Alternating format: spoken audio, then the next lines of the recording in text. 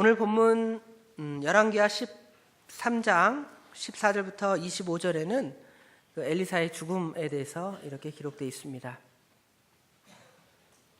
엘리사, 하나님의 사람 엘리사의 죽음 이렇게 되어 있죠. 이 엘리사의 죽음에 대해서 보기 전에 13장 1절부터 쭉 연결돼서 그 역사를 잠깐 살펴본 후에 오늘 본문의 말씀을 상고해 보도록 하겠습니다. 1절과 2절에는 그 예후의 아들에 대한 얘기가 나옵니다. 예후는 누구냐면 그 아합의 왕조를 멸망시킨 사람이 그 예후 왕이죠. 그렇죠? 예후 왕입니다. 예후가 아합 왕 시대의 군대 장관이었는데 하나님께서 예후를 통하여서 그 아합의 집을 멸망시키고자 약속하셨던 그 말씀대로 이제 아합의 집은 예후에 의해서 멸망을 당합니다. 그리고 예후가 왕이 됐고 오늘 등장하는 두 왕, 그렇죠? 13장 1절부터 9절에는 여호아스, 그렇죠? 여호아스, 그 다음에 그의 아들 요아스, 그 다음에 요아스의 아들 여로보암, 이렇게 3대에 대한 이야기가 기록되어 있습니다. 그 중에 엘리사가 죽은 사건은 두 번째 왕인 요아스 시대에 일어난 겁니다. 그렇죠? 그런데 이제 그 예후가 그 아합 왕조를 죽이고 하나님의 뜻을 좀 세워나갑니다. 그렇죠? 물론 반역을 통해서 아주 잔악하게 그 아합의 집을 멸망시키지만 아합의 집이 그렇게 잔혹하게 멸망을 당하는 것은 그 아합 시대에 하나님께서 행했던 그 많은 그 악들, 죄악들 때문에 그렇게 당하게 된 것이고 예후는 그 말씀을 따라 이렇게 왕이 되었고 그 일들을 순종했습니다. 그러나 예후나 그의 아들 여호아스나 또 지금 그 하나님의 사람 엘리사가 죽을 때의 왕이었던 요아스 역시 그 하나님의 뜻대로 왕이 되었지만 그 행위는 마찬가지입니다. 오늘 본문 2절에도 보면 그가 왕이 되었는데 2절에 13장 2절에 여호와 보시기에 악을 행하여 이스라엘에게 범죄하게 한 느밧의 아들 여로보암의 죄를 따라가고 거기서 떠나지 아니하였으므로 그랬어요. 북이스라엘의 왕들은 선한 왕들이 거의 없습니다. 다 악한 왕들로 기록되어 있습니다. 물론 그 예후가 조금 하나님의 뜻을 순종해서 하나님의 예언의 말씀대로 하나님의 뜻을 순종하긴 했지만 그 역시 왕이 되어서 그 전에 행했던 북이스라엘의 왕들이 행했던 그 악들을 여전히 똑같이 행하고 있습니다. 그 영향은 그의 아들 여호아스도 마찬가지로 여호와 보시기에 악을 행하여 이스라엘에게 범죄하게 한 느밧의 아들 여로보암의 죄를 따라가고 거기서 떠나지 아니하였다고 말씀하고 있습니다. 요아스는 어떨까요? 요아스도 13장 11절을 보면, 자 13장 11절을 다 같이 읽어봅시다. 여호와 보시기에 악을 행하여 이스라엘에게 범죄하게 한 느밧의 아들 여로보암의 모든 죄에서 떠나지 아니하고 그 가운데 행하였더라. 똑같은 말씀을 그대로 컴퓨터식으로 말하면 컨트롤 C, 컨트롤 V라고 하는데 이만큼 텍스트를 그대로 잘라갖고 이쪽에다 그대로 오려붙인 것처럼, 그죠? 2절의 말씀을 그대로 잘라서 오려붙여서 지금 11절에 그대로 오려붙인 것 같습니다. 그죠? 이거는 이 아합 왕이나 아합의 아들이나 또 예후나 또 예후의 아들들이나 다 마찬가지로 그렇게 똑같은 죄를 범하고 있는 것입니다. 그렇게 하나님께서 범죄할 때 하나님께서 이제 어떤 일을 행하시냐면 여기 13장 4절에 보면 아람 왕이 이스라엘을 학대함으로 여호아스가 여호와께 간구하매 여호와께서 들으셨으니 이는 그들의 학대받음을 보셨습니다. 즉 뭐냐면 하나님을 떠난 그 죄값은 결국 그들로 하여금 하나님의 진노로 말미암아서 이방 나라의 학대가 이렇게 시작되는 것이죠. 마치 이것은 그 사사기에 보면 그 범죄 사이클이 계속돼요. 범죄 사이클. 그게 뭐냐면 하나님께서 이스라엘 백성이 범죄를 합니다. 이제 그 사사 시대가 시작되는 것이 그 우리가 잘 아는 대로 여호수아죠. 여호수아가 이제 죽습니다. 여호수아가 죽으니까 그 이스라엘 백성이 지도자가 없어지니까 죄를 범해요. 죄를 범하니까 이방 나라 사람들이 쳐들어와서 이제 탄압을 합니다. 모압, 암몬, 그죠? 여러 나라들이 와서 이스라엘을 침략하면 이스라엘 백성들이 그 학대를 인하여 하나님께 부르짖습니다. 부르짖으면 하나님께서 누구를 일으키냐면 사사를 일으켜요. 여러분 사사, 뭐 삼손이나 아시는 사사 있죠? 입다나 이런 사사들을 한 명씩 일으켜서 이스라엘 백성을 구원합니다. 그래서 이제 이스라엘 백성을 구원하는 그때 선지자가 그 사사들이 살아있을 때에는 이스라엘 백성들이 잘 됩니다. 그러다가 그 사사가 죽으면 또 어떻게 될까요? 여호수아가 죽었을 때와 똑같이 하나님께 범죄합니다. 그러면 다시 또 이방 나라들이 쳐들어오는 거예요. 블레셋이나 모압이나 암몬이나 이런 나라들이 쳐들어와서 이스라엘을 또 괴롭히는 거예요. 그러면 또 하나님께 또 부르짖습니다. 또 그러면 하나님께서 또 다른 사사를 일으켜서 그 역사를 계속적으로 반복하게 합니다.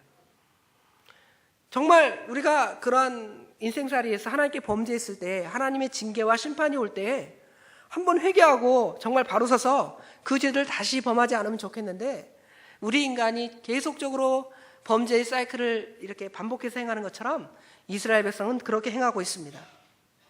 마찬가지로 지금 열왕기상, 열왕기하에 보면 유대왕, 그 다음에 이스라엘 왕들의 그 역사를 보면 악한 왕들은 똑같은 일을 계속적으로 반복하고 있습니다.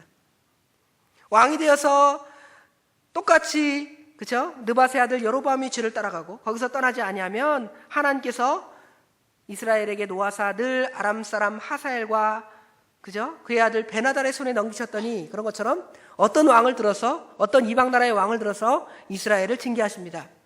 그러면 그때마다 이스라엘 백성들이 어떻게 하는 거예요? 하나님께 부르짖잖아요. 부르짖으면 하나님께서 불쌍히 여겨서 구원해 주시는 그러한 역사가 반복이 됩니다. 그러나 그 왕들은 하나님의 징계를 받고 죽는 그러한 역사들이 계속적으로 반복되어 있습니다. 그래서 13절에 보면 요아스가 그의 조상들과 함께 잠에 이스라엘 왕들과 함께 사마리아에 장사되고 여로보암이 그 자리에 앉으니라. 이 말도 똑같이 반복되죠. 그죠?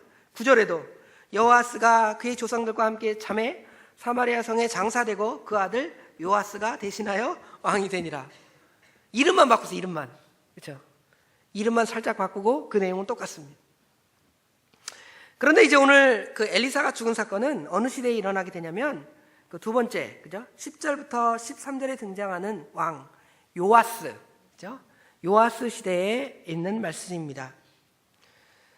그죠? 왕들의 얘기를 쭉 다 얘기한 다음에 그 가운데 두 번째 왕이었던 그 세 번째 여로보암이 그 자리에 앉으니라 그 여로보암 얘기는 뒤에 나오고요. 물론 여기 여로보암은 여로보암 1세가 아니라 성경에 여로보암 2세 그렇게 표현됩니다. 그 사이에 등장하는 요아스의 시대에 지금 이제 엘리사가 죽음을 맞이하게 됩니다. 자, 그래서 이제 본문 14절부터 이제 19절까지 연결되는 말씀에 이제 엘리사가 죽게 되는 말씀이죠. 제가 읽겠습니다. 엘리사가 죽을 병이 들매 이스라엘 왕 요아스가 그에게로 내려와 자기의 얼굴을 눈물에 흘리며 이르되 내 아버지여 내 아버지여 이스라엘의 병거와 마병이여 하매 엘리사가 그에게 이르되 활과 화살들을 가져오라 하는지라. 활과 화살들을 그에게 가져오매 또 이스라엘 왕에게 이르되 왕의 손으로 활을 잡으소서 하매 그가 손으로 잡으니 엘리사가 자기 손을 왕의 손 위에 얹고 이르되 동쪽 창을 여소서 하여 곧 열매 엘리사가 이르되 쏘소서 하는지라. 곧 쏘매 엘리사가 이르되 이는 여호와를 위한 구원의 화살 곧 아람에 대한 구원의 화살이니 왕이 아람 사람을 멸절하도록 아벡에서 치리이다 하니라. 또 이르시되 화살을 집으소서. 곧 집음에 엘리사가 또 이스라엘 왕에게 이르되 땅을 치소서 하는지라. 이에 3번 치고 그치니라. 하나님의 사람이 노하여 이르되 왕이 대여섯 번 칠 것이니이다. 그리하였다면 왕이 아람을 진멸하기까지 쳤으리이다. 그런즉 이제는 왕이 아람 사람을 3번만 치리이다 그랬습니다. 지금 요아스가 13절에 죽었다고 돼 있죠? 그죠? 근데 그 요아스에 대한 얘기가 지금 나오는 거예요.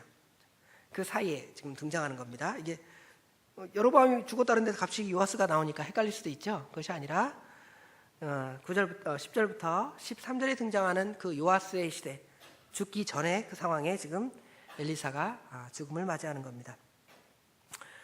하나님의 사람 엘리야가 이제 병들어 죽게 되었습니다. 이거는 모든 사람이 공통적으로 겪습니다. 뭐 하나님의 사람이라고 더 장수하고, 그죠? 예수 믿는다고 훨씬 더 오래 살고, 예수 안 믿는다고 일찍 죽는 거 아닙니다. 우리 인생은 다 하나님께서 허락하신 때에 왔다가 허락하신 때 가게 됩니다. 그러나 그 결과는 이제 하나님의 심판대 앞에 설 때, 그렇죠? 우리가 죽을 때 이제 예수 믿고 죽은 사람은 천국에 가고, 예수 믿지 않고 죽은 사람은 하나님의 형벌로 지옥에 가게 됩니다. 그러나 죽음의 과정은 누구나 다 똑같이 이렇게 임하게 될 것입니다. 이제 죽을 병이 들어서 아마 병상에 누워 있는지 뭐 굉장히 어려운 상황에 있는 것 같습니다. 그때 이제 요아스 왕이 지금 그 하나님의 사람을 이제 찾아가서 보는 거죠. 오늘날로 말하면 신방을 하는 것처럼 이렇게 가는 거겠죠. 가서 이제 눈물을 보이면서 말을 합니다. 내 아버지여, 내 아버지여, 이스라엘의 병거와 마병이여. 그렇죠? 14절에 보면 눈물을 흘리면서 내 아버지여, 내 아버지여, 이스라엘의 병거와 마병이여. 아니 그 엘리사가 장군도 아닙니다. 그렇죠? 아마 전쟁할 때 창이나 칼 그런 거 전혀, 화살 이런 거 전혀 들지 않았을 것입니다. 우리가 잘 아는 대로 아람의 군대가 그 엘리사의 집을 포위하면서 이렇게 위협하는 그런 장면이 나올 때에도 있잖아요. 다 하나님의 능력으로 눈을 가리어서 그들을 다 보내버리잖아요. 그런데 지금 말하기를 요아스가 뭐라고 말해요? 이스라엘의 병거와 마병이여. 이렇게 외치고 있는 겁니다. 그것은 그 요아스가 아까 말한 대로 하나님 앞에 선한 왕이 아니고 여호와 보시기에 악을 행하는 왕이었지만, 엘리사 선지자에 대해서 아주 뭐랄까요? 그 권위나 그 역할을 인정하고 그를 존경하는 마음이 그에게 담겨져 있습니다. 요아스는 엘리사 선지자가 이스라엘의 어떤 군사력보다 더 중요한 병기였음을 인정하는 것이죠. 우리가 그 사건은 7장에 나오잖아요. 7장에 보면, 6장 7장에 보면 굉장히 이스라엘이 어려움을 당하잖아요. 아람 나라는 늘 이스라엘보다 병력이 강합니다. 셉니다. 뭐 이스라엘이 이기는 장면만 성경에 나오니까 아람 나라가 약해 보이는 것처럼 보이지만, 사실상 아람 나라는 이스라엘보다 훨씬 더 강한 나라입니다. 그런데 그 숫자적인 그 열세, 무기의 열세, 그렇죠? 실력의 차이, 이런 게 있음에도 불구하고 이스라엘 백성이 그 전쟁에서 비등비등하게, 그렇죠? 또 이스라엘 백성이 살아남을 수 있었던 것은 아마 그 하나님의 사람 엘리사를 통한 그 능력의 역사가 그 가운데 많이 일어났기 때문에 그것이 가능한 듯합니다. 그러니까 이제 여러 시대가 지나고, 그렇죠? 지금 엘리사가 큰 이적을 행한 그 사건들은 보통 그 아합 왕의 아들들, 그렇죠? 아합 왕의 아들들 시대에 일어난 이야기들이잖아요. 그 예후 왕 시대, 그렇죠? 이후에 그 이적들은 별로 성경에 기록되어 있지 않습니다. 기록되어 있지 않다 그래서 그런 일이 전혀 없었던 건 아닌 것 같아요. 아마 성경에 기록되어 있지 않지만 많은 방법으로 하나님께서 이스라엘 백성, 북이스라엘을 구원하시는데 이 엘리사 선지자를 쓴 것 같아요. 그러니까 이 요아스 왕이 병들어, 이제 엘리사 선지자가 병들어 죽게 되었다 그러니까 안타까운 마음이 드는 거죠. 아버지요, 그렇죠? 아버지요, 내 아버지요, 그러죠. 내 아버지요, 그렇죠? 이스라엘의 병거와 마병이요, 이렇게 외치고 이렇게 애통하는 마음을 가졌던 것 같습니다. 그때 이제 엘리사가 그 마지막 유언과 같은 말씀을 하는 겁니다. 뭐라고 말하냐면 왕에게 말하기를 활과 화살들을 가져오라는 겁니다. 그렇죠? 그러니까 왕이 활과 화살들을 이제 엘리사 선지자에게 가져옵니다. 16절에 이스라엘 왕이 또 이스라엘 왕에게 그 엘리사 선지자가 말합니다. 활을 잡으세요. 활을 잡으소서 하며 그가 왕이 이제 손을 잡을 때 엘리사가 자기 손으로 왕의 손을 얹고 왕의 손 위에 손을 얹었겠죠. 얹고 이르되 동쪽 창문을 여십시오. 창문 탁 여니까 그쪽을 향하여 이제 뭐 하라는 거예요? 화살을 쏘라는 겁니다. 화살을 딱 쏘니까 말하기를 이는 여호와를 위한 구원의 화살이니 곧 아람에 대한 구원의 화살이니 왕이 아람 사람을 멸절하도록 아벡에서 치리이다 그랬습니다. 그 다음에 이제 화살을 취하라고 말합니다. 화살을 집으소서. 그러니까 그 말씀대로 이제 화살을 짓게 됩니다. 짓고 말하기를, 그러면 이제 왕은 그 화살을 집은 다음에 뭐 하라는 거예요? 18절에 보니까 땅을 치소서 하니까 그 왕이 엘리사 선지자의 말을 듣고 땅을 칩니다. 근데 몇 번을 쳐요? 3번을 치고 그쳤다 그랬습니다. 그때 하나님의 사람이 노하여 말하기를, 왕이 만약에 내가 치라고 할 때 몇 번 치라고 얘기 안 했으니까 여러 번을, 그렇죠? 3번 이상, 4번, 5번, 6번을 쳤으면 그 친 그 숫자대로 당신이 그 아람 사람의 군대를 가서 쳐서 멸할 것인데, 당신은 3번밖에 치지 않았기 때문에 겨우 3번만 이제 전쟁에서 이길 것입니다 하고 이렇게 말한 겁니다. 그의 말씀대로 25절 끝에 보면 여호아스의 아들 요아스가 하사엘의 아들 베나달의 손에서 성읍을 다시 빼앗았으니 이 성읍들은 자기 붙인 여호아스가 전쟁 중에 빼앗겼던 것이라. 요아스가 베나닷을 몇 번 쳐서? 3번 쳐서 무찌르고 이스라엘 성읍들이 회복되었더라 그랬습니다. 하나님 말씀이 신기하게 이루어지는 것이죠. 죽은 사람의 그 능력의 역사가 그 가운데 일어나는 거예요. 옛날에 삼국지 같은 데 보면 그런 얘기가 나오잖아요. 제갈량이 죽기 전에, 그렇죠? 계획을 딱 세우잖아요. 그 세운 대로 이제 죽었는데도 제갈량이 살아있는 줄 알고 일이 벌어지는 것처럼, 그거는 뭐 세상의 지혜자가 그런 것이지만 이건 세상의 지혜자의 문제가 아니에요. 하나님께서 이스라엘 백성을 사랑하셔서 그 일을 그에게 행하게 하신 겁니다.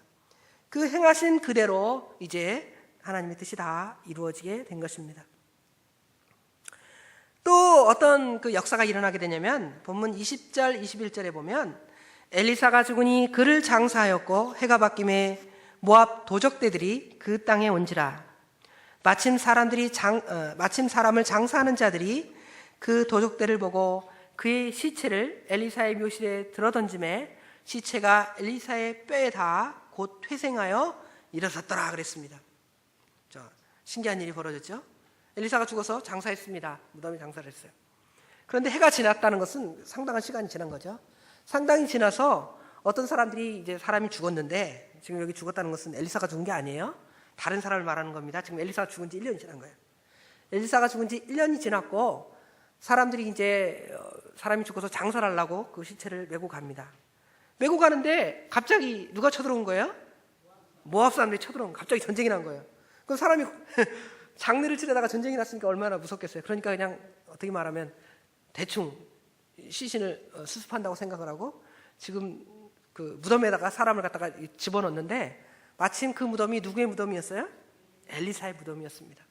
엘리사의 무덤인데 그 무덤에다가 그 죽은 시체를 탁 던지니까 그 죽은 사람이, 엘리사가 살아난 게 아니라, 그렇죠? 엘리사의 시체의 그 뼈에 닿은 그 사람의 그 시신이 이제 살아나서 곧 회생하여 일어서는 능력의 역사가 나타나게 되었습니다. 그러니까 엘리사는 보면 단순하게 많은 이적을 행했다는 그 사건만 나열된 것이 아니라 죽은 이후에도, 그죠? 이러한 큰 일을 행하게 되었습니다. 물론 그 일이 다 하나님이 행하신 거겠죠. 이렇게 그 일이 가능했던 것은 우리가 잘 아는 대로 엘리사가, 그의 스승 엘리야가 이제 하늘로부터 불림을 받는다는 것을 알게 됐다고 그랬잖아요. 2장, 열왕기하 2장이나 1장이나 2장에 보면, 그렇죠? 엘리야가 이제 하늘로 승천할 것을 알게 됐어요. 알게 됐을 때에 엘리사가 어떻게 했습니까? 엘리야를 끝까지 쫓아다니면서 뭘 요구했습니까? 갑절의 영감을 달라고, 그렇죠? 갑절의 영감을 내게 주소서. 갑절의 영감을 요구한 그 뜻대로 이제 그는 하나님의 능력을 받아서 수많은 그 기적 이사들을 지금 여기 열왕기하 2장, 3장, 4장 쭉 보면 많이 행해요. 우리가 성경의 역사를 보면 기적들이 많이 나타난 것 같죠? 그죠? 그러나 별로 기적이 많지 않습니다. 우리가 보면 모세 시대, 그렇죠? 그런 하나님께서 큰 일을 행하시니까 그렇게 이적을 행했고, 다른 시대에 보면 그렇게 많은 기적을 행한 것이 없습니다. 또 예수님께서 행하신 것, 그렇죠? 이 땅에 오셔서 물 위로 걸어가신 것, 그렇죠? 오병이어 이적을 행하신 것, 이런 것들 빼고는 그렇게 다른 성경에 그렇게 큰 이적들이 행한 게 별로 없습니다. 우리가 잘 아는 대로 유명한 선지자, 이사야나 예레미야나 에스겔이나 이런 사람들은 훌륭한 선지자잖아요. 선지자잖아요. 그러면 그런 훌륭한 선지자 같으면 엘리사 선지자처럼 막 이적도 행하고 큰 이적 뭐 있잖아요. 모든 사람 앞에 보여줄 수 있는 그런 능력을 많이 행할 것 같잖아요. 그런데 그런 기사들이 있어요? 거의 성경에 나타나 있지 않죠. 뭐냐면 그만큼 그 엘리사 선지자가 행했던 그런 것들이 정말 하나님께서 그 시대에 꼭 필요했기 때문에 그 일을 행하셨을 뿐만 아니라 또 엘리사가 그러한 영감을 하나님께 구했고 그 구하는 대로 하나님께서 허락하셔서 그 일들을 잘 감당하게 하신 것입니다. 이제 또 이제 22절부터 25절 그 마지막 부분에는 이제 요아스가 실제로 이제 엘리사 선지자가 죽은 후에 이스라엘을 구원하는 그러한 역사가 일어나게 되는 것을 지금 22절에 말씀하고 있습니다. 여호와스 왕의 시대에 아람 왕 하사엘이 항상 이스라엘을 학대하였으나 여호와께서, 우리 23절 다 같이 읽읍시다. 여호와께서 아브라함과 이삭과 야곱과 더불어 세우신 언약 때문에 이스라엘에게 은혜를 베풀며 그들을 불쌍히 여기시며 돌보사 멸하시기를 즐겨하지 아니하고 이때까지 자기 앞에서 쫓아내지 아니하셨더라. 참 하나님은 그 노하기를 더디하시는 그러한 분임을 잘 알 수 있습니다. 지금 북이스라엘은 그 세워질 때부터 그 북이스라엘의 초대왕이 누구죠? 누구의 아들 누가 악을 행했다 그랬잖아요. 그렇죠? 2절에도 그랬고 11절에도 그랬고 보면 느밧의 아들 여로보암, 그렇죠? 느밧의 아들 여로보암이 죄를 행했는데 그것을 갖다가 거의 얼마 동안 행하냐면 거의 200년 동안 행해요. 200년 동안. 거의 900년대부터 BC 900년대부터 BC 722년에 북이스라엘이 멸망하는데 200년 동안 선한 왕이 거의 나타나지 않아요. 조금 괜찮은 왕이라면 우리가 지난 시간에 말씀드렸던 예후, 그렇죠? 아합 왕이 너무 큰 죄를 범했기 때문에 그 아합의 왕조를 멸망시키기 위해서 예후에게 행한 그 선한 일이 있는데 그도 나중에 또 악을 행하잖아요. 거의 200년 동안 똑같이 악을 행하는데도 하나님께서는 어떻게 해요? 그 북이스라엘 왕조를 계속 유지시킵니다. 물론 남유다의 왕은 더 오랫동안 지속되기도 하죠. 물론 남유다의 왕들은 선한 왕들이 많이 나타나기도 합니다. 우리가 잘 아는 대로 무슨 뭐 여호사밧 왕이나 누가 있어요? 뭐 요시야 왕이나 그렇죠? 또 히스기야 왕이나 이런 훌륭한 왕들이 중간중간에 나타나기도 하지만 북이스라엘은 거의 나쁜 왕들. 여러분 그 1층에 가면 자세히 보신 분 있을려나 모르겠어요. 그 교육관 뒤에나 아니면 밖에 그 게시판에 보면 이스라엘 그 왕들의 그 표가 이렇게 쭉 있어요. 근데 이쪽에는 남유다, 북이스라엘이 같이 표가 있는데 연대가 있는데 북이스라엘 왕들은 남유다 왕들은 선, 악 뭐 이렇게 사이사이 반복이 돼요. 그런데 북이스라엘 왕은 다 어떻게 돼 있을까요? 다 악한 왕이에요. 그래도 하나님께서 200년 동안 그 북이스라엘을 이렇게 살려두신 것은 오늘 여기 23절의 말씀과 같이 여호와께서 아브라함과 이삭과 야곱으로 더불어 세우신 언약. 그렇죠? 근본적으로 이것은 예수 그리스도에 대한 그 언약의 약속의 말씀인데, 그렇죠? 그 언약의 말씀뿐만 아니라 이거는 이제 역사적으로 행하시는 이스라엘과의 언약. 그렇죠? 물론 그 이면에 영적인 약속, 예수 그리스도를 이 땅에 보내시고 영적인 이스라엘 후손이 많아질 것은 영적인 약속이지만 하나님께서는 그 영적인 약속 이면에 육신적인 하나님의 그 언약의 말씀도 이렇게 이루어 나가서 행하시는 거죠. 그 언약 때문에 망해야 할 북이스라엘이 거의 200여 년 이상을 지속할 수 있었던 겁니다. 이건 뭐냐면 하나님의 언약, 하나님의 약속뿐만 아니라 하나님의 노하기를 더디하심, 그렇죠? 하나님의 오래 참으심에 대한 그것들이 있습니다. 왜 오래 참으실까요? 회개하라. 하나님이 참을성이 너무 많아서 참으시는 것이 아닙니다. 그죠? 회개하기를 기다리시기 위해서 오래 참으십니다. 이거는 이스라엘 백성에게만 적용되는 게 아니에요. 오늘날 우리에게도 마찬가지입니다. 우리가 하나님 말씀대로 잘 살면 좋겠는데 뭐 우리는 어떨 것 같아요? 매일매일의 삶을 정말 이스라엘 왕들처럼 선, 악 이렇게 써보세요. 오늘 하루 동안 내가 선을 행했나? 그죠? 오늘 하루 동안 악을 행했나? 써보면 그렇죠? 믿음이 조금 있으신 분들은 선과 악이 조금 반복될 거예요. 그렇죠? 그러나 대부분의 사람들은 악, 주일날 한 번 선 이렇게 될 거예요. 저도 그럴지 모르겠습니다. 그렇죠? 그럼에도 하나님께서 우리로 하여금 오래 참으시고 너 빨리 와야 되겠다. 빨리 와라. 그렇게 하지 않고 1년 참으시고 2년 참으시고 10년 참으시고 참으시는 건 하나님께서 우리를 사랑하시고 우리가 뭐 하기를 기대하시는 겁니까? 회개하기를 기대하시는 거예요. 그런 줄 알고 우리가 빨리 회개해야 됩니다. 빨리 회개하면 회개할수록 하나님께서 우리에게 은혜를 주십니다. 그리고 이제 24절 25절에 보면 아람 왕 하사엘이 죽고 그의 아들 베나닷이 대신하여 왕이 되매 여호아스의 아들 요아스가 하사엘의 아들 베나단의 손에서 성읍을 다시 빼앗았으니 이 성읍들은 자기 부친 여호아스가 전쟁 중에 빼앗겼던 것이라. 요아스가 베나닷을 3번 쳐서 무찌르고 이스라엘 성읍들을 회복하였더라. 25절의 말씀은 아까 말한 대로 그 엘리사 선지자가 그 요아스 왕으로부터 예언한 말씀. 땅을 화살로 몇 번 쳤다 그랬습니까? 3번 쳤기 때문에 3번 쳐서 이스라엘을 회복했다 그랬습니다. 만약에 여기서 3번 안 치고 한 막 6번, 7번 쳤으면 어떻게 됐을까요? 하나님께서 아람 나라를 완전히 멸절시키고 이스라엘 나라를 강하게 하셨을 거예요. 그러나 이제 결국은 그 이후에는 계속 아람 나라가 이스라엘을 또 괴롭히는 거예요. 지금 여기 다음 이후에 보면 14장 이후에 보면 북이스라엘은 결국 아람 나라에게 괴롭힘을 많이 받고 그 다음에 이제 아람 나라의 괴롭힘에 더해져서 이제 그 위에 아수르, 역사책에는 아수르 제국, 아시리아 그러는데 그 아시리아 제국이 일어나서 이제 아람 나라도 물리쳐버리고 이제 이스라엘도 다 멸망시키는 그러한 역사가 뒤에 반복이 됩니다. 오늘 본문의 말씀을 통해서 엘리야의 죽음, 엘리사의 죽음이죠. 엘리사의 죽음. 하나님의 사람도 다 이렇게 죽음을 당하게 된다. 그렇죠? 우리 인생은 죽기 전에 우리가 하나님 앞에 믿음을 잘 쓰는 법들을 배워야 되겠고요.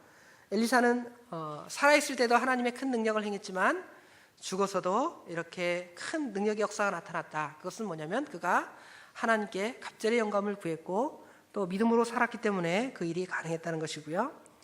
또 요아스 왕은 이렇게 악한 왕이었지만 그래도 하나님의 사람을 존경할 줄 알았고 또 그의 말을 들었기 때문에 그를 통하여 잠시나마 이스라엘이 회복되기도 하였다. 그 말씀이 있고요. 그 다음에 이스라엘 왕들이 계속적으로 악한 왕이 등장하지만 하나님께서 이스라엘 백성들을 그렇게 오래 참으신 것은 회개하기를 오래 기다리시며 뿐만 아니라 하나님의 언약의 약속의 말씀들을 하나님께서 반드시 지켜주시기 위해서 그렇게 행하셨다는 것을 본문에서 말씀하고 있습니다. 기도하겠습니다.